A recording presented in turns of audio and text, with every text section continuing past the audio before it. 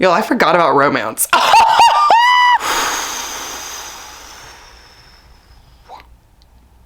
Oh my God, we're getting to the end of it. Because freedom always comes at a cost. Whoa, I'm realizing things. Oh my God. Okay, this is gonna look oddly familiar if you saw the last Battle of the Books video, because I literally just got word from the last group that their video is in the drive. Okay, so that means that we are officially in the game. We're in the round, the final round of Battle of the Books. Okay, so, you know, if you're new here, first of all, what are you doing watching the last episode? Go to the first episode, go through, watch all this chaos that has happened in 2023, and then you can come back to this moment where I'm going to explain to you the Battle of the Books is a recommendation series that I started in 2023 that basically pits BookTube, Bookstagram, and BookTalk against each other. And in the final round, this is a plot spoiler. I was going to say plot twist. It is a plot twist as well. But essentially all of the platforms tied. They all tied. So because of that, I have crafted a final round for Battle of the Books, and it's already chaotic. It's already crazy, but essentially I have put all of the creators from each platform in their own group chat, and they had to work together to recommend me a book. And that is going to be their final rec of 2023, even though it's 2024. Okay. So obviously this is chaotic for a lot of reasons. Putting a bunch of introverts in a group chat together when they've never talked to each other is chaos incarnate. And I want to say that I did this because of competition, but I also did it because I wanted to see how well other creators would work together, like if anyone would take control, you know, how the recommendations would go. So I basically gave them free reign on this recommendation. The only rule is that it could not be a fantasy book, because we all know that if it's a fantasy book, I'm gonna like it. And I'll probably like it the best. So I wanted them to think outside of the box and recommend me something that wasn't my favorite genre, okay? So there's a little bit of a challenge in there. I basically told them that they could do the recommendation video in any type of form that they wanted. I probably gave them a little too much time because I feel like a lot of people might have forgotten about it, but it's fine. We have the recommendations now, okay? So we're gonna go through and watch these videos. I honestly don't know what any of these recommendations are going to be. Like, I wish I could tell you what I think it's gonna be. And I mean, if you're pulling my leg, if you're pulling my arm, there's two options. And I'm just gonna go with genres here because I have no idea what books they could be. But genres, I would assume possibly I would get either a sci-fi recommendation, because that is like my second favorite genre, or a really good thriller. I don't know if horror is gonna win it for me, but if there's a really good thriller, I can see that possibly taking the lead. Okay, so that is what I'm thinking. I don't know what else it could possibly be. I have no idea what the books could be, so we're just gonna go ahead and get straight into the videos. I've been waiting for this. I'm nervous. I'm almost stupefied. Okay, I really don't even know what to expect. So let's go ahead and get into the video. Bum bum da da da da da bum bum da. All right, so we're gonna start off in the order that these videos were sent to me. So we're gonna start off with YouTube. We're gonna see what they recommend. I'm so nervous. Like, I have a sweatshirt on, but I'm like, my heart is pounding. I'm sweating. Woo, okay, here we go. Hi Christine, it's Bookborn here to represent Team YouTube as we give you your final recommendation for Battle of the Books. Now, admittedly, this is pretty much my only contribution since I basically read fantasy and you said no fantasy, which feels very unfair. So we have a good book. We basically put our trust in Jan, who is the person who has read this book and thinks you will really like it, especially because you've been on a thriller kick recently. So she picked this book because it is a serial killer romance with similar vibes to Maeve Fly. So our book for you is Butcher and Blackbird by Bryn Weaver. We hope this is what you're in the mood for, and we hope that this will hit on a lot of the things you like and that YouTube can reign supreme in Battle of the Books. Happy reading. Yo, I forgot about romance. Not me forgetting about romance. What the heck? Ah! Okay. Okay, I know this is a book of the month book. I have not really seen a lot about it, but it's a thriller, which is kind of what I thought would win it all. Maybe, possibly. I think maybe a thriller with a romance aspect might be... That might be a really good rec. Wow. I'm loving that Jan suggested this because Jan and I traditionally don't see eye to eye on a lot of books, but I feel like in the past, like few, I don't want to say recent years, plural, but like in the past year, we have had similar tastes in more books than we usually do. So that's really just making me feel like Jan knows how to recommend me a good book. So I feel like this is going to be a good one. I don't know anything about this one, so I'm just going to quickly look it up because I have seen it circulating, but you know, do I read books when they come out? Absolutely freaking not, I don't. All right, every serial killer needs a friend. Every game must have a winner. When a chance encounter sparks an unlikely bond between rival murderers, Sloane and Rowan, it's giving fantasy names. The two find something elusive, the friendship of a like-minded pitch black soul. From small town West Virginia to upscale California, from downtown Boston to rural Texas. I just said rural and I meant to say rural. The two hunters collide in an annual game of blood and suffering, one that pits them against the most dangerous monsters in the country. But as their friendship develops into something more, the restless ghosts left in their wake are only a few steps behind, ready to claim more than just their newfound love. Can Rowan and Sloane dig themselves out of a game of graves, or have they finally met their match? It's the first book in a ruinous love dark romance trilogy of interconnected standalone dark romantic comedies.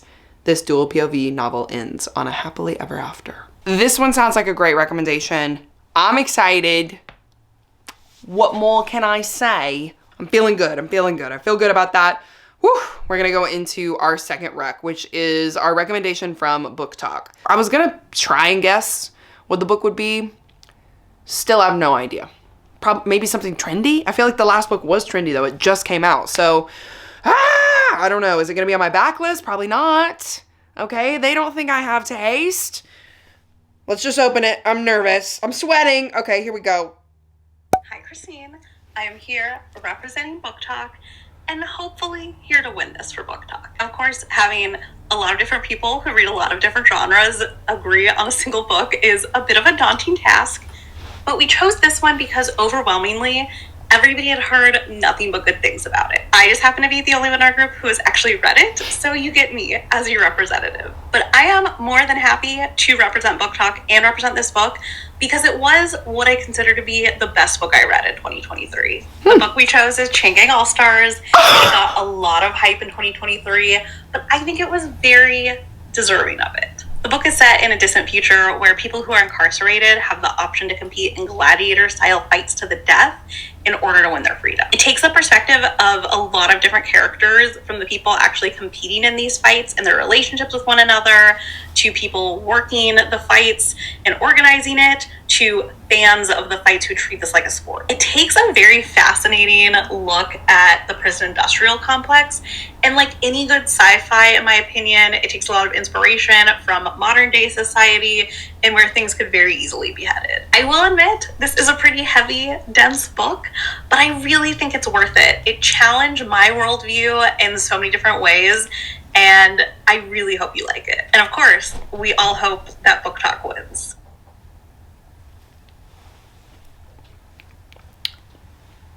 Just 1 second. Guys, hello! She's stunning! It's a sci-fi. This is exactly what I thought was gonna be picked. That's crazy. Okay, so maybe I know a thing or two about myself. I feel like I'm pretty self-aware in what I like. So that's great for me. Thank you, Battle of the Books, for enlightening me. Second of all, I've been wanting to read this book for so long. It's been sitting on my shelf for a minute. So BookTalk, thank you for picking a book that is on my own TBR. Not that that was a requirement, because it wasn't, but super excited to get into this one because I did want to read this in 2023, never got to it, and it does sound like such an interesting story. It is a sci-fi, and of course the gladiator element is something that greatly intrigues me, okay? It's giving almost fantasy elements, but not. Okay, and that's a lot of, I try and make this argument a lot, but I feel as though sometimes dystopian is, in some ways, fantasy. In a lot of ways, fantasy, because it's a world that you're literally making up. But anyway, I am so excited to get into this one and am so happy that it's actually on my own to TBR. So that's amazing. Thank you, BookTalk. I love it. Also, I am hearing what you guys are saying. Everyone has different tastes, and putting you guys in a group chat to pick a book is really hard. I admit that might have been an oversight on my part, but you guys are doing great. You are doing great, sweetie. Okay, let's get into Instagram because I only said thriller and sci-fi. Romance could be a contender. I don't know if that's what Instagram is going to pick, though. If anything, I would say they're going to do sci-fi. I'm nervous. Why am I nervous? Oh, my God. Ah, what if they do a horror? Okay, I don't even know what they're going to do. Forget what I said. We're just going to click it. Ah! Hi, Christine. Team Bookstagram here. It was so much fun doing Battle of the Books last year, and we are so excited to come back for one more round to help you find a couple new favorites. Even though we had a three-way tie in this competition, I know that Team Instagram is the superior platform, and we are going to give you a recommendation that absolutely cements our status as the best of the best. Our pick is a well-awarded YA contemporary and such a heartbreaking and important story, especially given the current state of the world. It's a speculative novel set during the Syrian Revolution about war, trauma, hope, and resilience. You're kidding. A pharmacy student named Salama volunteering at a local hospital as a makeshift doctor after the war breaks out. No! Keenan, the man her family desired her to marry, things become even more complicated. Salama and Keenan are torn between loyalty to their families and loyalty to their country as they contemplate leaving Syria. Salama becomes wrapped up in what could have been had the war never broken out. The book we picked is called As Long as Lemon Trees Grow. Yes, it is! Just like Basma! It is one of my favorite books because it tells a story of finding hope even in the worst situations. We really hope you love it. Happy reading.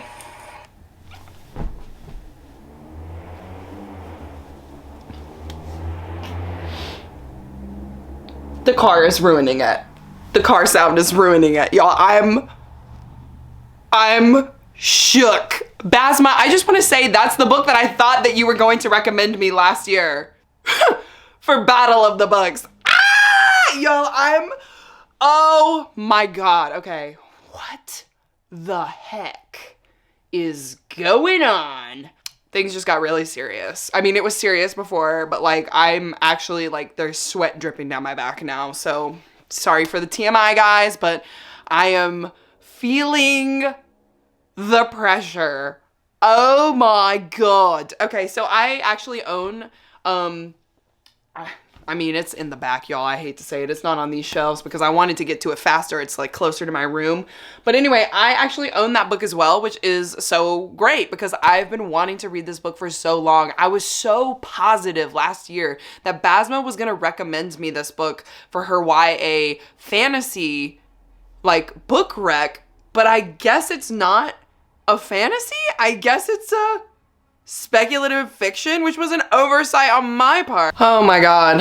Oh my God. It's the way that I almost read this book in January too, and that's crazy to me. Like, wow, that was a wavelength right there. That was a move, and we're in check right now. We're in check. Okay, so I'm, like I said, feeling the pressure. I cannot wait to get into these books. I wanted a mix of opinions, I wanted a mix of genres, and I wanted all of our players to be able to come together and agree on a book rec and why they think that it would be the best rec for me. And I think that that's what we got from these videos. I'm really excited to get started. So guys, I hate to say it, I don't mean to sound rude, but I'm gonna get the heck out of here and I'll see you in the next clip. Guys, I feel like it has been forever and a day since I have seen you all. Okay, first of all, let's talk about the elephant in the room. Jump scare, not talking about my face, okay? Obviously, I'm not wearing makeup. I'm talking about I got a new ring and I'm trying it out today. Isn't this fun? Every single person who has seen me has been like, you had your nose pierced recently? And I'm like, I've had my nose pierced for like 3 years. It's just I've always had a stapler in my nose. So now I have a proper gold ring, which, you know, this has nothing to do with Battle of the Books, but I do actually love gold jewelry and I want to like make all of this gold and switch from like platinum. But anyway, that's besides the point. I do have a new nose ring. We're trying it out today. I like it. I don't know. What do you guys think? I'm gonna try and keep it in. We'll see. I got a couple other ones too, but I think I like this one the most. Anyway, today's update is about this little book right here. Butcher and the Blackbird. First of all, I had to go back and look at the recommendation because I was like, all right, I know Jan recommended this to me. And I think it's so funny that Jan is the one who's championing. I think it's so funny that Jan is the champion of this book because traditionally speaking, every book Jan likes, I don't like, and every book I like, Jan doesn't like. But we have agreed on a few titles more recently, and this is definitely one of the titles. Butcher and the Blackbird is so good. I read this in literally one day, under 24 hours. Isn't that amazing, everybody? She can read. What's better than that is that this does give Maeve Fly vibes. Like, I'm talking that like kind of gory, you know, serial killer vibes, like the American Psycho vibes, but almost in like a comedic way for this book. Whereas Maeve Fly was more like she's committing the killings and you're kind of thinking about her psyche and like why she's doing those things. Like it's daunting in some ways. And it's not as clear cut, I think, for Maeve Fly. Like in that one, you're almost like, you know, is she crazy? Like, is she a psycho? Like, does she actually want to kill people? That kind of a thing. In this one, you clearly know that these two main characters who are serial killers, they are killers. They have to kill because they have like that itch. It's like a Dexter situation, which I think Bryn Weaver definitely watched Dexter for sure. But the premise of this book essentially is that these are two serial killers who meet each other when they're going to kill the same person. They eventually end up like getting into a romantic relationship. This book is so good. It's so cute. Like, it's very chill in the way that it's written. Like, it's not a lot. Like, it's not very dense, you know what I mean? You do have this kind of like procedural sort of setting because we're going through the serial killings with the two people. Because essentially they get into a competition and it all sparks from like this competition of them trying to see like, you know, who can kill the bad people first, because they are like Dexter where they kill other serial killers. So I don't know, I really enjoyed it. It is like a little gory. It does though have trigger warnings in the beginning, so like if you feel as though something could trigger you or be a little too grotesque or something, it will let you know what those things are in the beginning, which I really appreciated. But overall, I really love this book. I think that the way that the romance develops too is very much like a slow burn, like friends to best friends to lovers. And it's very much like one of them knows what they want from the friendship, like from the relationship. And the other one is the one who kind of has to come out of their shell and like reveal themselves. And it just was very cute, like very beautiful story. I tabbed a couple of like things that are not like anything super, you know, out there as far as quotes, but like it just kind of hit like in the moment, you know what I mean? Especially if you are the type of person who is alone and feels comfortable being alone. I don't know how else to phrase this other than like there are people who are loners and there are people who are pack animals. I feel like I am more of a pack animal. Like I like to be in groups, but I do also crave alone time. And there's a quote in here where it's like one of our main characters likes to be alone, but doesn't like to be lonely. And I feel like that is like, that really hit. Like, as like, I like to be alone, but I'm like a cat, you know what I mean? Like, I like to know that you're there so that I can come back and say hey to you whenever I want. So anyway, I loved this book. I thought it was so cute, and it definitely is spicy. I mean, I'm not sure if we talked about that in the intro for this, but it's for sure spicy. We have some safe words in here. We've got all kinds of things, and it's not like classic literature, like you're doing crazy outlandish things, but it is like, you know, you've got a couple of good spicy scenes in there, okay? I wasn't sure if we were going to get more than one, because some books, you know, you're one and done, but this one was like, I think 3 or 4, so there you go, all in the span of like 100 pages. I was like, okay, let's do this. We are on the road. What I really like about this one is that while they are going out and they're doing these like, kind of like, what would you call that? Like a journey, kind of like quests to kill these serial killers. There is an overarching plot at the end, especially in the epilogue, that connects you to the next book. And it's not necessarily, like, it is obviously about characters that are mentioned in this book, like traditional like romance series, you know what I mean, where it's like a family of brothers, like the Bergmans, and like each story goes with like the brothers. I mean, they have sisters too, but each story goes with one of the Bergman children and how they find love. Like, I think obviously that is what this trilogy is about, because it's about these 3 brothers that are from this kind of like serial killer family. But there is an overarching plot beyond that connects these books, which I think is really fun. That's like one of the reasons why I really like Ice Planet Barbarians, because even though you do have the individual love stories in those books, there's an overarching sci-fi plot in that. And yeah, I think when romance books have that overarching plot, it makes it even better. Like, I love Bergmans, but they don't have an overarching plot, really. It's just kind of like each individual story. You kind of see like vignettes, right? But in this one, there's obviously something going on that's going to be connecting all of the books, which I really, really like. So it's got like that kind of mystery, like thriller element as well, along with obviously the killings and stuff like that. Like I said, it is graphic. Check the trigger warnings. They do have some pretty explicit spice scenes, so check that out, especially if you don't like reading those. But overall, really love this book and cannot wait to get into the CAWPILE for it, because I feel like this is such an interesting genre right here. Like, if May Fly was like this, that book would dominate the world, and that was a really freaking good book. So anyway, we're done with that one, and I did start, where is she? Oh, I did start Chain Gang All-Stars, which I'm having a great time. First of all, no one told me it was sapphic, so what the heck? No one told me that. So when that plot line came up, I was like, all right, we are doing it.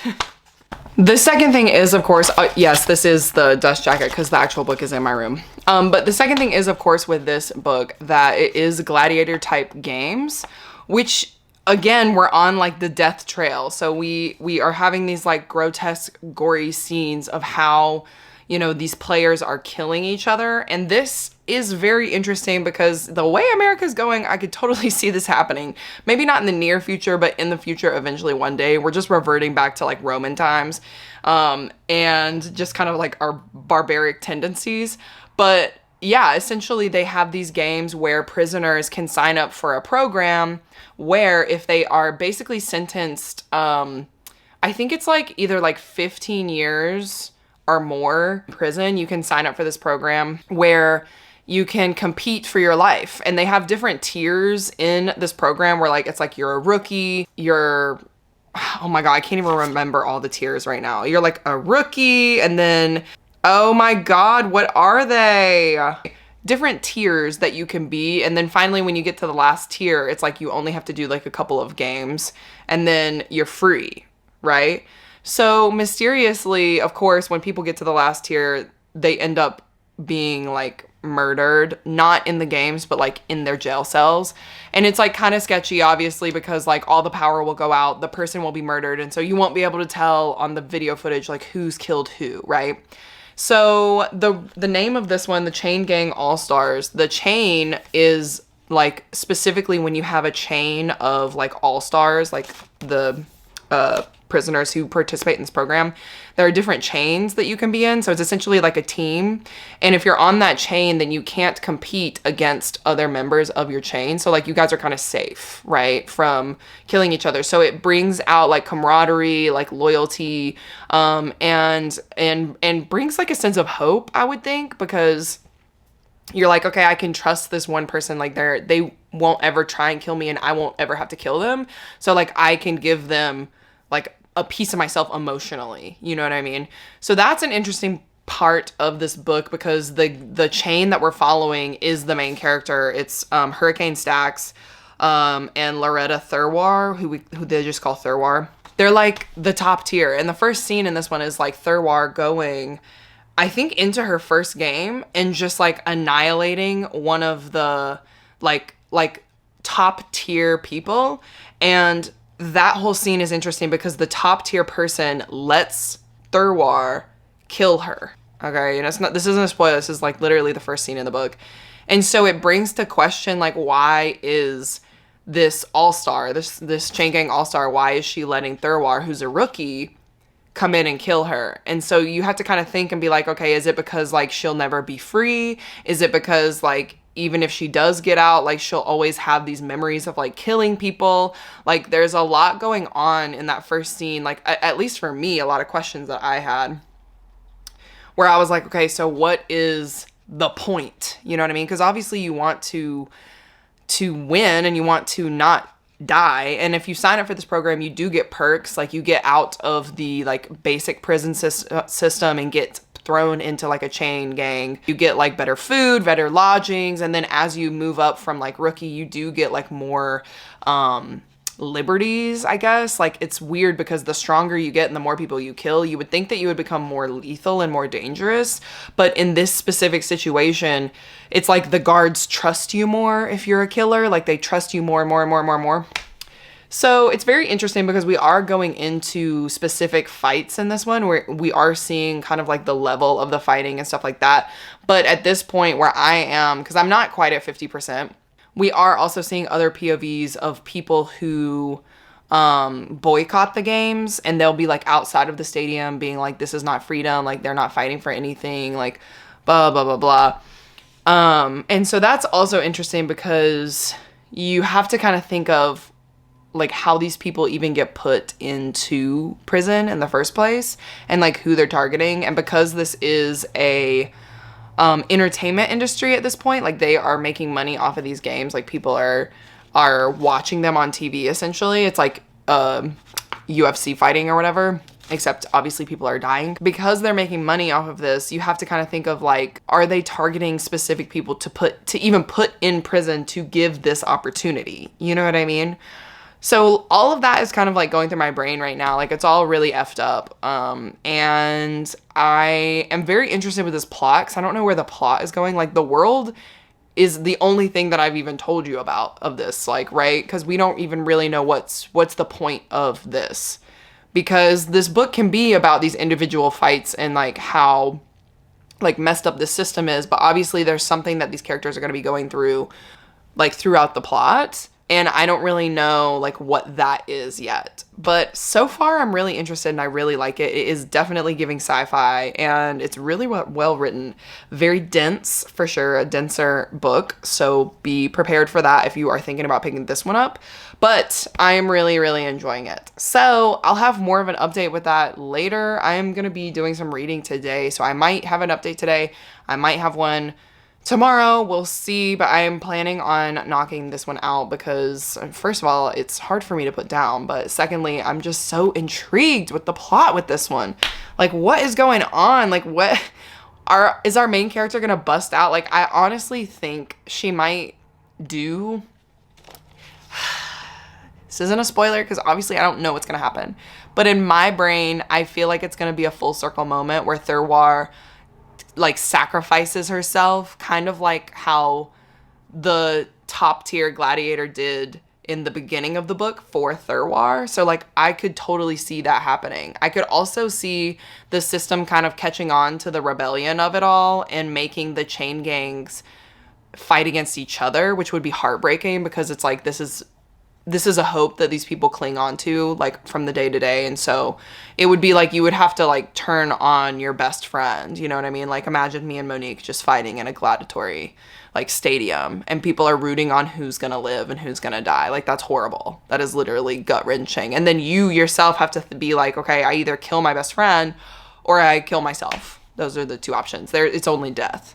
So it's definitely like moving something in me. I'm like, oh, this is horrible, but I want, like, obviously our main characters to succeed and like win and not die. But if that is to be the case, then they obviously have to kill people, which is gonna hurt them mentally. I'm like, do they even have like therapy for these people? Like, I just need to know.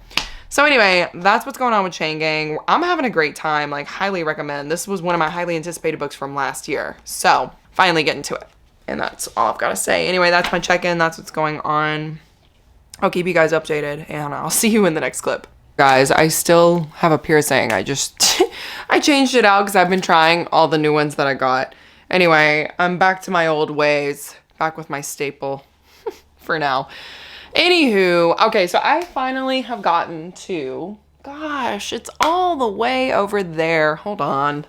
I have finally gotten to 50% of Chain Gang All-Stars. I'm seeing the point. Okay, so obviously this book is a commentary about the American justice system, penitentiary system. I'm actually not sure what it's called. Penal code, penitentiary. Basically, you know, how we punish people who get convicted of crimes in America, right? So this is in a not so distant future. We've already talked about it.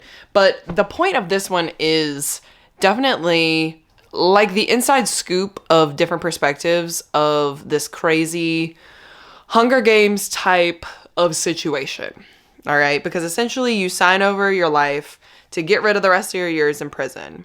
You sign over your life for 3 years, and for 3 years you compete in these gladiator-style games, which America, of course, profits off of, and they're called the Chain Gang All-Stars. Like, that is, it's like, they call it like hard sports or something. Like, essentially it's like sports, but the end result is that people die. So I know last time I was like, what are the different like chain links or whatever? I finally got to a part where it like lays them out again because I kind of forgot. So the different links are like Rookie, Survivor, Cusp, Reaper, Harsh Reaper, Colossal, and then Grand Colossal. So in this book, you're following different characters. The main character, or one of them, is 2 weeks away from being a Grand Colossal, aka just like she's about to exit the system, right? So every week they have, it's like really intricate. This plot line is very just like so unique and cool. The way that it ties in like these very real like notions. Like I could, as I've said before, I can totally see this happening in America.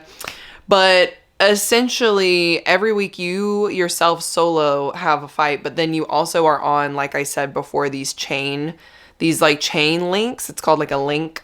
You are a link in a chain. You fight like as a team. Sometimes you fight in doubles, which is essentially like tennis doubles. It's like you and someone from your link or someone from your chain fights another chain.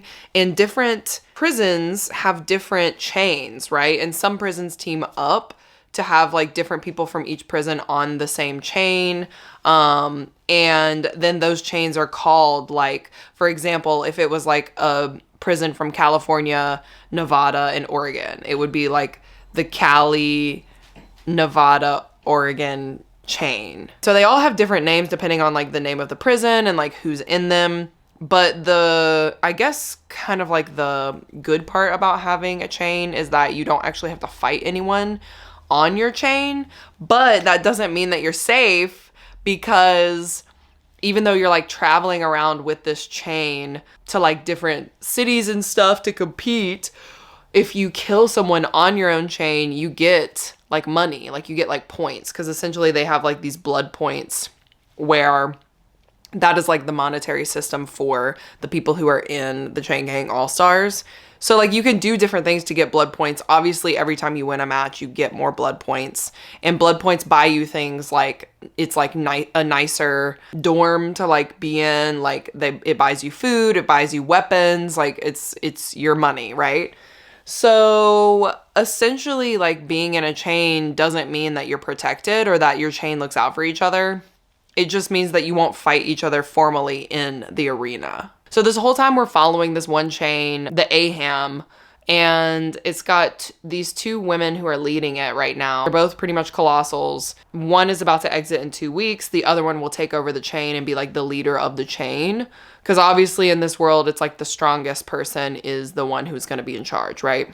And so the link that we're following right now is Thurmond, Loretta Thurmond, LT. She is like a all business type of killer. Her very first round, which I think I described earlier when like I first started this book, it's like the first chapter in this book, she ended up taking out like a grand colossal in her first round. So like she's pretty iconic as far as just like these like games go. And so we have her POV, right? And kind of like what she's dealing with in her own chain, because even though, like I said, she has this chain, she's in charge of this chain, it doesn't mean all of the links like necessarily want to follow her, because like I said, different links are from different prison systems. Like obviously there's still the normal like problems between like peoples. Like obviously there's racism. Some people are like murderers and rapists. Some people don't want women to be in charge. Feminism is still an issue in these days. So even though she is like one of the strongest people in the games right now, that doesn't necessarily mean she's safe. And to put it into perspective, I think there's only like 4 people on her rank right now. So like she's one of 4 that are like competing in these games currently. There's just like a lot of politics going on right now. And her POV is the one that I'm obviously most interested in, because obviously I want her to succeed and I want her to win. But that also means that she has to like kill people. So it's a very interesting like perspective, because at this point she's killed so many people. She has separated herself from the person she was when she first started the games, right? This like kind of like fresh-blooded person who was a rookie but ended up killing a colossal. Ugh. The reason, obviously it's like the Hunger Games, because you are killing people to survive for games, for entertainment. But also in this one, like the more popular you are, the more like gifts you get, like the more blood points you get. Like people can like give you money to like turn into blood points, whatever. And you also get sponsorships from places that are like equivalent to like McDonald's, Home Depot, Whole Foods. Like those kind of companies are like sponsoring these athletes, is what they call them. So it's like very dehumanizing, because obviously as the audience members keep watching and keep funding these things, like keep fueling the entertainment industry, obviously the like games masters are going to make each season, okay, more crazy and like wacky.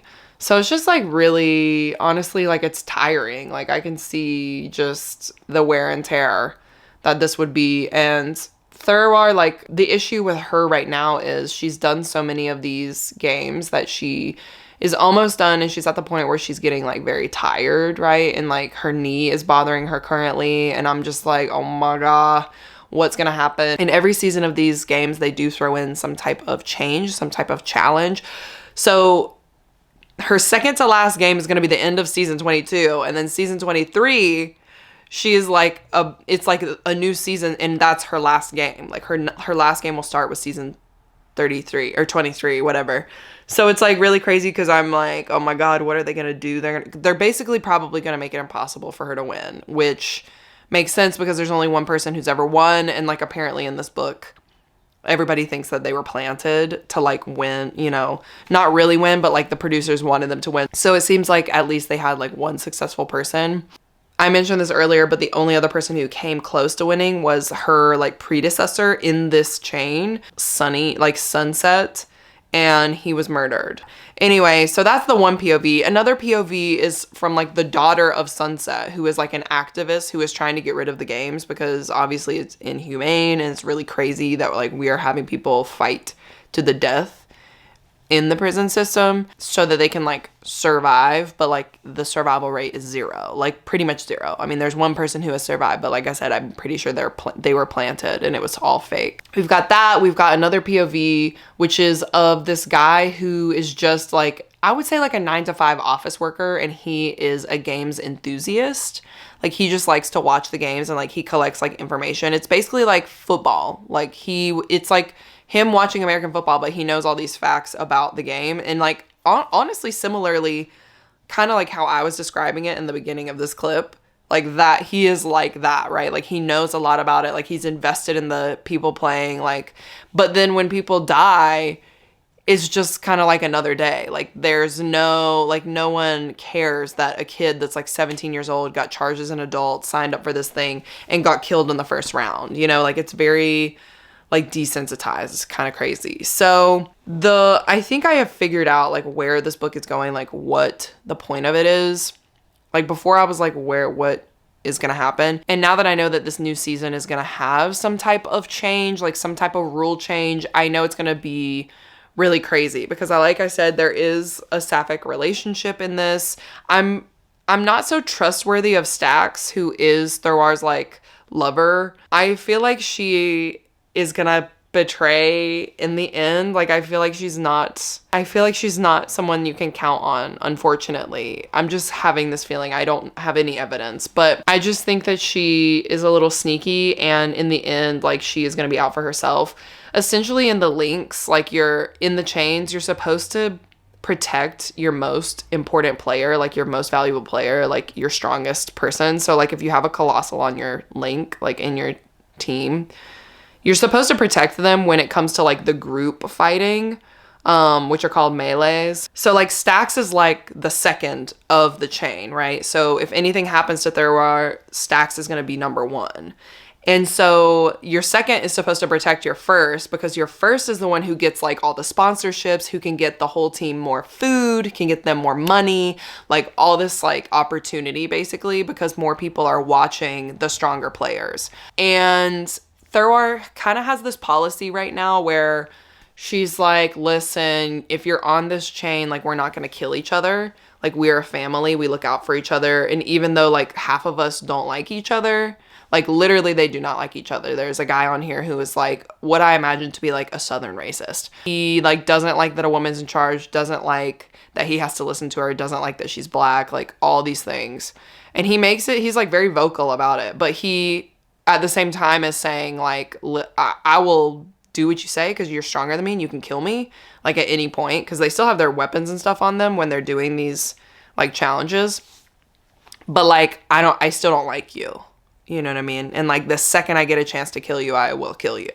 So it's like really crazy kind of always being on, because the cameras are always on. Like the way that the people watch these games, it's like they can watch at any point in time. Like you can wake up at 3:30 in the morning and turn on the TV and like be watching them asleep in their beds, you know, and it's just like really crazy. So they have no privacy, obviously, when they sign over to like compete in these games and stuff. They're signing over their rights. Like obviously as prisoners, they don't have a lot of rights anyway. But like in this way, they're signing over the right to like have their image, you know, recreated to like promote these games and like have them, you know, just be watched all the time. And it's just really psychotic. Like it's really crazy. And I keep thinking about like what even is the opportunity for players, like for these prisoners when they get out. Like once they're freed, what even could they do after that? Like after becoming this just like superpower popular, you know, all-star athlete who also simultaneously has committed crimes, like has murdered someone, committed arson, whatever, sexual assault. And like that's branded on them. Like they have like the letters of whatever crime they committed. Like if it's arson, it's an A. If it's sexual assault, SA. If it's murder, it's an M.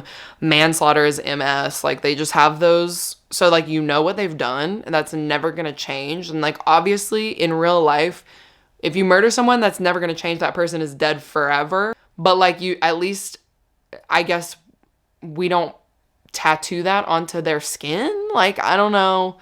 It's just like my brain is just kind of like going 1,000 miles a minute. Because I'm like, even if Thorwar does survive, what is her life after this? Because she has just been playing these games 3 years now. And she's tired. Her knee is about to give out. And I think right now she's at a point, she's at the cusp of essentially being where that first player that she killed was, right? Because that woman basically let Thorwar kill her, and she was giving her pointers, and she was like, cut through, don't cut at, you know, like just keep going, like kill me, blah, blah, blah. And I feel like that's where third art is right now. So yeah, I mean, I'm only halfway. I'm literally at the halfway point. I don't know what's going to happen. But it's either going to be a revolution and they're going to abolish this whole thing, or we're going to have some deaths. And I can totally see maybe all of those things happening. Maybe she sacrifices herself. I don't know. It's just getting a little... I mean, it's been serious this whole time, but it's getting really cuckoo bananas. Okay, that was a long-winded check-in. I hope you guys were ready for that. Yeah. Anyway, it's a beautiful day outside. I'll say that. And I'm ready to do some reading. So I think I'm going to sit on my porch and do that. And hopefully, you know, get through the rest of this book and have a fun check-in for you guys later on. I am going to also be starting As Long as the Lemon Trees Grow. And I don't know if I'm mentally prepared for that book. Like, it's crazy to me that first of all these books have death in them. But secondly, that like the romance / serial killer one I read first, because if this book ends badly, like ends sad, I'm just going to be sad going into another sad book. And I'm like, I really didn't think about that when I started picking these books up, did I? But anyway, I'm excited for that one. I've been wanting to read it for a while. So I think I am going to start that one very soon. If not like today, perhaps tomorrow. But I'll have a check-in soon. Oh my God, we're getting to the end of it. Ooh, I feel like I had so much to say about this one. So hopefully that was a good check-in for you guys. Anyway, I'll see you guys in the next clip.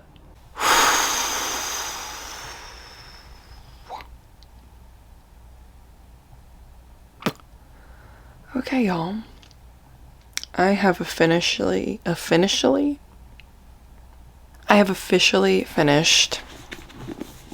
Chain Gang All-Stars. The vibe is tragedy. I mean, obviously we know God, it's so sad.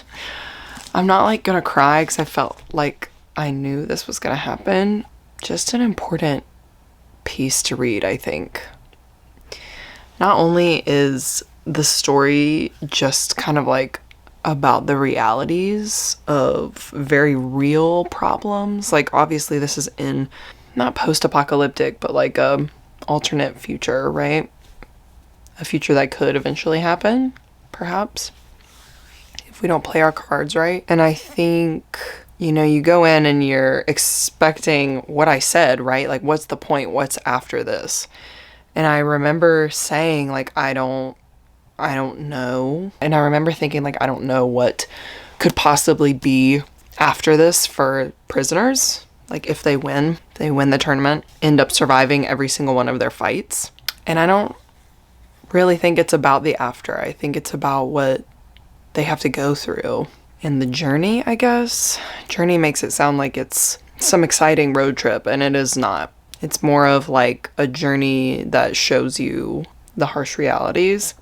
I think the character work in here is really good. I think if you pay attention to the character work, you kind of know like what's gonna happen. I think it came together really well in the end. After the 50%, I feel like if you can get there, because it is very thick writing, very dense, there is not a lot of dialogue. Like, it's basically a bunch of like world building and character background, because essentially you'll meet a character and you'll get this background about them, and it'll tell you like how they're going to be important in the story, right? And so you have the POVs of many of the prisoners and kind of like where they come from, who they've killed, what their, you know, weapon of choice is.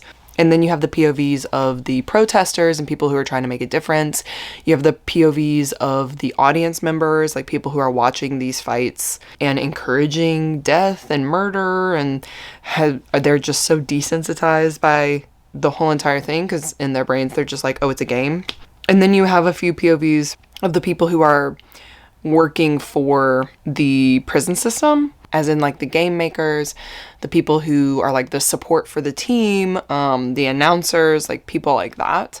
So it's just like very interesting how everything comes together, and it's very factual. There are lots of facts in here because even though this is a made-up world, a made-up story, there are a lot of references to things in the US Constitution, to like court cases that have happened, a bunch of like facts about the prison system and kind of like people who have been mistreated throughout, and statistics on not random stuff, but like a bunch of different topics. And yeah, I feel like I read the last chapter of this twice because I was like, wait a minute, that was the last chapter. But then I realized obviously the point of the story is not the after. Does that make sense? The point of the story is what is happening, right? The horrors of the book. So yeah, there's pretty much a point at which you're kind of like, this can't be reality. So I highly recommend this book. It is very dense though, so just keep that in mind. And it's not the kind of character work where like you're gonna fall in love with the characters. It's the kind of character work where you just get to know them, and it aids in the events of what's happening in the story, because really this is about the entire system. It's about the world. I don't know if we even talk about books like this where we're like, you know, the book is just about the world, but that is the point of it. Obviously the characters matter, and by the end of it you are rooting for certain people because like you don't want them to die. Hello. And there's some characters in here that are cuckoo bananas crazy, you know, they get mistreated, they go through this like shock therapy treatment, and it kind of makes them, it's like a pain worse than anything you've ever felt. Like you can't, we cannot even imagine it, because that's how much it hurts people. Prisoners will do anything to not feel that, right? And so that's how they kind of control them at first, get them to do things. Hopefully everybody reads this book. It was really good. I really liked it. And like I said, I turned the last page and I didn't believe that it was over. I was like, what are you talking about? Anyway, but yeah, it's done and it's sad. Bitter freaking sweet. Not even sweet. It was just, you know what I mean? Actually, it is bittersweet. It is bittersweet because freedom always comes at a cost. Whoa, I'm realizing things. Chain Gang, we're done. I also have a check-in for, where is she? As Long as the Lemon Trees Grow. I started this one last night and I literally read 256 pages. So that is definitely a little over the halfway point. This book is definitely like the YA version of a war story, and there's still really horrific things that are happening. Like, if you guys do not know what this is, it's about the Syrian war between the Free Syrian Army and the government in Syria. They are basically trying to get freedom from the government because the government is a dictatorship. Like, they just do whatever they want whenever they want. They torture people, they take people in the middle of the night, you don't know what's going on. Like, and it's not just like in recent times, like this has been going on for decades, and many generations are affected by this government that just takes whatever they want. This one is just so crazy because essentially it follows our main character who is a pharmacist. She's in like her second year of pharmacy school, something like that. And then the war starts. She immediately gets upgraded to a surgeon. Understand what I'm saying? She is going from the study of medicine to like what you need in order to survive for your prescriptions to cutting people open and knowing things about the human body that probably, like me, if I got thrown into this, I'd be throwing up every day. I'd be like, oh my God, blood, because I cannot stomach it. So it's just like crazy how things can change just like that. And I think in this book, the thing that it does really well is kind of showing you that like this war is happening, and it's very not secluded, but like it's almost in its own bubble because people in other countries have no idea what's going on. They don't even know that there has been a suppression for decades. You know what I mean? And on the other side of it, the like love interest of this story, he is trying to document everything and basically puts it together and posts it to YouTube so that people can kind of see what's going on. It's just so crazy because before this, these two, I mean, they're just like young kids, basically. They're like 18 and 19. They had other plans for their lives, but of course, war happens. And, you know, now they're living in houses that don't have water, they don't have electricity, they can't buy the food that they need because they're not even making money. Like, they're just trying to survive and not get sniped. And all this time, like, our main character, she is trying to escape to Germany to find refuge. And even there, it's like, you don't even know if you're going to survive because you don't have any family there. You know, are they going to take these refugees? Like, where do you go? This is like showing you the inside scoop of it, basically, from the Syrian perspective, from the Syrian like free people's perspective, right? This is so sad too because this 18-year-old girl has had to be so adulty, you know what I mean? Like, has had to grow up so quick. I think at this point the war has been going on for like a year or maybe two, a year and a half, something like that. She had just been watching like Studio Ghibli movies in her room, living a normal life, worried about what she was gonna wear the next day. And in an instant, all of that is gone. And it's just a complete and total battlefield. They don't even have enough medication to properly like sedate people when they amputate their limbs. Like, it's just really crazy. Anyway, that's what's going on here. And the main conflict here is that our main like female lead, she wants to leave, but she's a doctor. So she's having a conflict of trying to get her sister-in-law who's pregnant out of the country so that she's safe, or staying and helping the people here in Syria and like staying loyal to Syria by staying in the country and like protecting the land. And so her kind of like love interest is very, very much like he wants to stay, he wants to protect this land, he wants to be loyal to Syria. But then again, he also has like 2 younger siblings that if he sends them on this boat that's already like overfilled and rickety and like they're young, like he doesn't know if they're gonna survive. I don't know. Like, obviously everyone is different, people are different, but it's really crazy to me because in my brain I'm like, if we needed to flee America, we would go. Like, if I had 2 younger siblings and I'm 18 and they're like 9 and 7, I'd be like, well, we must go. But I have to put myself in the perspective of like a young adult who is going through emotions and is like going through things, has lost their parents, lost their home, lost everything but where they are from, you know, and their 2 siblings, you know. So I have to put myself in his perspective a little bit. But I think I really align with like our main character because I'm like, we gotta go, y'all. We can't stay here. We cannot stay here. She's also having kind of like visions of some sort because of her PTSD from this whole thing. So yeah, that's where I'm at right now. I'll have more of a update on the end of this one. I am tabbing it just a little bit because there are a lot of things in here that are like noteworthy. But we'll talk about that at the end. So yeah, that's my update. That's what's going on. The next time I see you guys, we'll talk about the end of this book and we'll have some CAWPILE for you. So, who knew all these books were going to be about murder and death? See you guys in a little bit. We're here. We are here, everybody. It has been a long journey to this point, but today,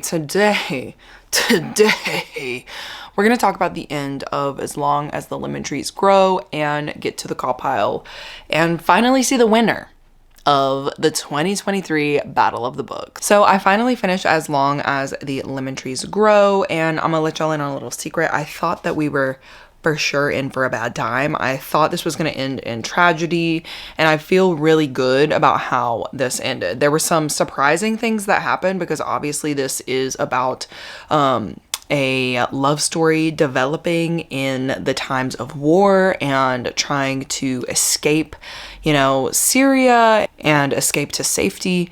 And it just is overall a very sad situation because of the realities of war and also the fact that our main character is a literal surgeon in the hospital.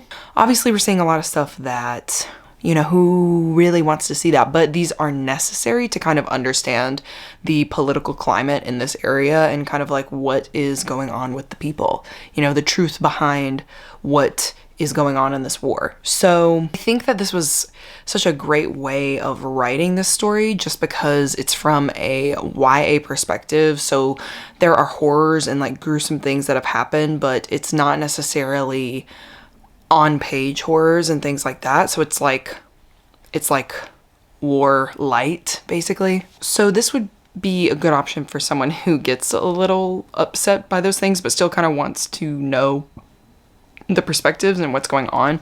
I felt like the love story was very sweet and cute. They had some Studio Ghibli references, a lot of Studio Ghibli references, which did take me out just a little bit, but I do love Studio Ghibli, so I was like, all right, I'm not too mad about it. And I do realize also that's like one of the things that they clung onto during this time because they're trying to like get over this or get through this like incredibly traumatic thing that's happening. So the thing with the lemon trees, okay, it's as long as the lemon trees grow, there is still hope, right, in Syria. And there's this really great quote in here. They had so many great quotes, so many great things, very cute moments. Every lemon will bring forth a child, and the lemons will never die out, right? So there's always hope. There's always, you know, something to look for. And as long as the lemon trees grow, you know, there's always going to be someone that remembers Syria, right? So I just think that this book is very important in this day and age, like in what's going on right now, because obviously we know what's going on with Palestine and Gaza, and I feel like it's obviously not the same exact thing, but a lot of the things that they had to deal with in this book are what a lot of people are dealing with right now.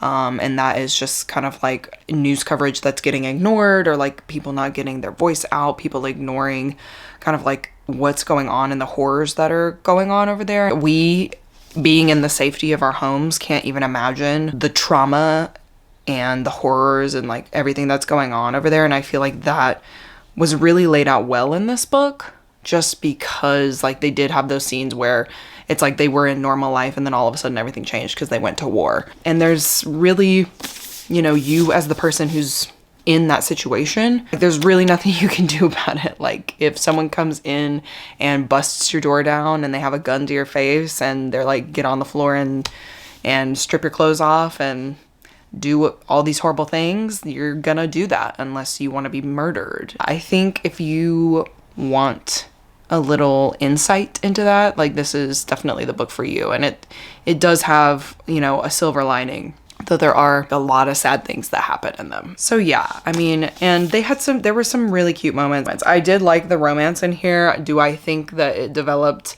super quickly? Yeah, but like also they are in wartime. So it's like emotions are heightened, everything is heightened, like everything is fast, right? Because you don't know if you're gonna live another day. There is another quote in here that I like love so much. And it's like, there's like this long kind of paragraph, and then at the end of it, it says that we deserve to have happiness in this long night.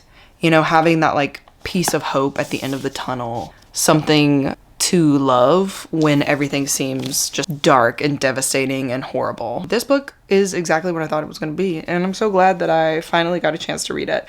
It's fitting that this is going to be closing out the 2023 like Battle of the Book season, because I definitely thought I was going to be reading this in January of 2023. So it's very cool to me that I am finally getting to this book, or have finally gotten to this book. So yeah, I mean, overall, what can I say about these 3 books that I read for this vlog? They all have to do with murder and death. Isn't that freaking crazy? And you guys really, you know, hit on heartstrings in different ways. And it's very interesting. Like, I feel like this round was definitely the heavy hitting round. All of our creators were really trying to make it count, make it matter, and give us stories that, you know, definitely have some heavy topics, but also have silver linings in every single one of these. So I'm excited to get into the CAWPILE with you guys. So let's go ahead and get into it. Okay, so starting off with this vlog, I of course read The Butcher and the Blackbird. This was a recommendation from YouTube, and boy oh boy did they recommend me such a good book. To remind you guys, this is a serial killer romance, and it seems kind of like a silly goofy time, but there were some like deeper hitting things in this book that deal with the characters that I think everyone will love, okay? It might not be your cup of tea as far as, you know, the gruesome aspects of this book, but let's get into the CAWPILE. So the characters in this one, I am giving a 9 out of 10. They were just so cute and sweet and lovely, even though they were psychopaths, okay? I really loved them. I loved their relationship, and it developed slowly. Like, it was a slow romance that developed over the course of years in the time span of this book. And I just really loved it. And I think even the side characters were developed super, super well. Of course, this main male character in here is one of 3 brothers. I felt like we could really get the personalities of all the other brothers, and it's exciting because obviously there are going to be other books, and I just think it was all developed super, super well. The atmosphere is also going to get a 9 out of 10. I feel like you could clearly see exactly where the characters were, what they were going through when it got to like like the killing scenes, there were like gruesome details that like gave me a vivid picture of what was going on. I also felt a lot of tension, and the setting just chef's kiss. I like that they traveled around and killed people. That was really cool. The writing, this one also is going to be a 9 out of 10. I really like the writing. There were no like boring parts where I was just like, all right, let's get this going. Like, where are we going with this? What's going on? Writing, 9 out of 10. The plot was also a 9 out of 10. I think that it's such an interesting and unique romance plot to have serial killers fall in love. And then there was also that crazy thing that happened at the end that was like a loop-de-loo. And then the very, very end, like the very last page, okay? That also is in the same boat, because now I'm like, what will happen in book 2? You know what I mean? It gets me thinking. It gets my gears going. I just think it was done really, really well, really original. And honestly, I feel like the plot in all of these books is like that, but this one, of course, gets the 9 out of 10. The intrigue in this one is also going to be a 9. I could not put this book down. Read it all at once. Logic and relationships, like I said, is going to be a 9 out of 10. I love the relationship of the brothers. It's very interesting because 2 of the brothers are serial killers and then one of them is a doctor. Like, all of it was very, very cool. I liked it. And logically speaking, the events that happened in this book, I think tied well together and did a really great job of just like all making sense. You know what I mean? Nothing was rushed. Like, it was all planned. Very, very good. And then overall enjoyment is a 9 out of a 10. It felt like a 4.5 to me, on the verge of a 5, something like that. Okay. All in all, Butcher and Blackbird got a pretty solid score, like 9s across the board. So chef's kiss, baby. The next book that we're going to be talking about is Chain Gang All-Stars. This one I have obviously been wanting to read for a while. It was on my most anticipated reads of 2023 last year. So I'm really glad that I finally got into it. The characters in this one are going to be a 9 out of a 10. They just really hit. You know what I mean? They just really hit. I was caring about these guys. I wanted them to all succeed and all, like, you know, not have to die in the end. And that to me screams 9 out of a 10. Now, would I die for these characters? Absolutely not. They would actually probably kill me. The atmosphere is also going to be a 9 out of a 10. I think the setting in this one and the atmosphere, all of it is super original. This is such an original plot. Like, the idea behind this book is so good and just like original.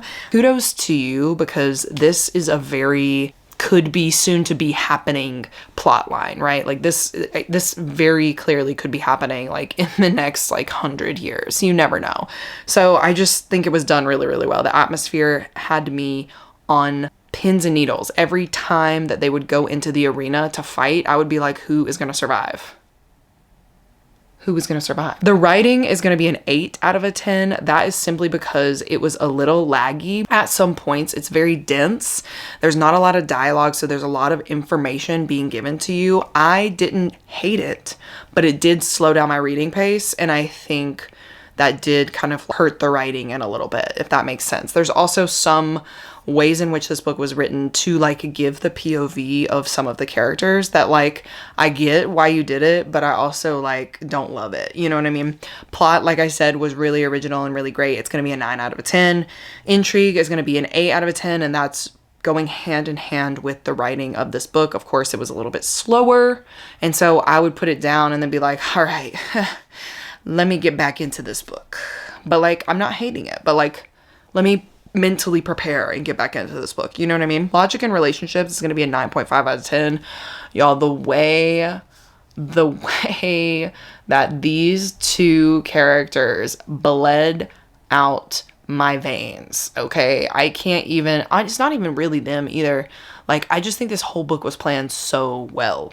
Like, it was just done so well. The logic of it, like, everything made sense. It was just done so well. The relationships between all of the characters, even the characters that hated each other. Okay? It was perfectly built upon into, like, this wonderful, like, last couple of chapters that just, like, blew me away. Just done so freaking well. And then entertainment is, of course, a 9 out of a 10. This felt like a 4.5 to me, a 4.5. And I just had a really good time with this one. Like, I think it touches on a lot of, like I said, things that could potentially happen in the future. And if you're into kind of like not like an alternate universe, but like a soon to be future, and you want to really discover those things about the criminal justice system and like prison system and stuff like that in the setting of basically like an adult Hunger Games, this is the book for you. Last but not least, of course, we are going to be doing the CAWPILE for As Long as the Lemon Trees Grow. The characters in this one are getting an 8 out of 10 for me. I love these characters. They were so cute. They are on the higher scale between a 7 and a 9.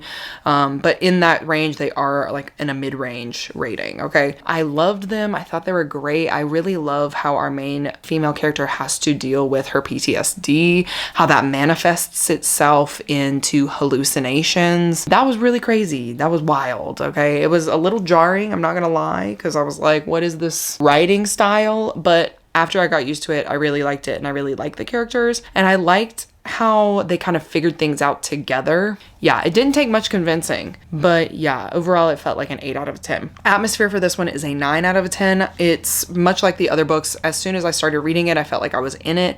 I was zooming through. I was like, all right, we are in Syria. We are in Syria and the war has started. Vividly, I could just see these scenes of like the hospitals, the houses, everything being just kind of like blown up and like people getting murdered and just horrible things happening. Very clear, very vivid, 9 out of 10. The writing is going to be an 8.5 out of a 10. It's not quite a 9, but it's not quite an 8. I would read it and then I'd have to take a minute and be like, okay. You know, because there would be some flashback scenes that I appreciated, but in the heat of the moment, like I just kind of wanted to know what was going on with our characters and if they were alive, you know? So 8.5 out of 10, not a bad score, obviously. And then the plot, much like the other books, is also very good. Like I think this plot is so important because it gives you, like I said, an inside look into what is going on during this time, what the characters are going through. And though it doesn't go through many points of view of different characters, it's just mainly following our one female lead. I feel like she just went through a lot, okay? My God. Anyway, and there was one moment where there was a plot reveal and it really took me off guard and I had to put the book down and I was like, oh my God, you're kidding me, okay? So I think like without that, I probably would have made it like an 8.5 to be honest, but like with that, it just like kind of boosted it up a little bit because I was like, you're kidding me, what the hell? The intrigue in this one is an 8.5. I did put it down at one point, but it wasn't anything like I didn't want to finish it, I suppose. I just had to kind of put it down because like my interest was, I like wasn't in it at a 9. You know what I mean? I was in it in between an 8 and 9. Logic and relationships in this one is a 9 out of a 10. Loved them. Okay, logically, obviously, everything that happened made sense. There was no convenient plot points, even though sometimes like something would be mentioned and then I'd be like, oh, okay, that will happen next. It was almost as if it was foreshadowing, but like not quite in the writing style. So that really doesn't have anything to do with like the logic and relationships. That really comes down to the writing style, which is why it's at an 8.5. But the logic and relationships was very cute. I mean, the relationship between our two mains was cute. Oh man. And the fact that they were supposed to like meet before the war, that was crazy. Small world. Anyway, and then entertainment wise, this is gonna be a 9 out of a 10, okay? Was so good. Was really so good, and by the end of it I was like, okay, I've read this book, I've enjoyed it, I am sad, I'm gonna sit with that for a second, but overall like it ended in a way that I enjoyed it. I enjoyed it a lot. That being said, let's go over the final ratings. This is the part where I'm very nervous because, you know, we're gonna find out who the winner is. So let's go ahead and tally these scores.